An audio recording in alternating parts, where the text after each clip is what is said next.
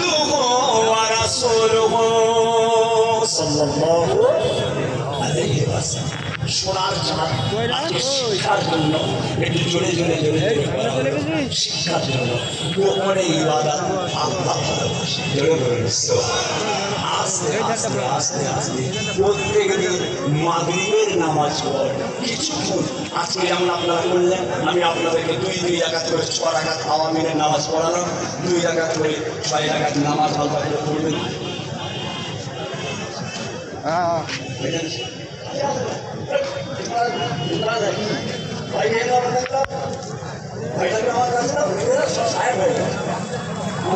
করি 1 মিনিট মতো কথা হলো।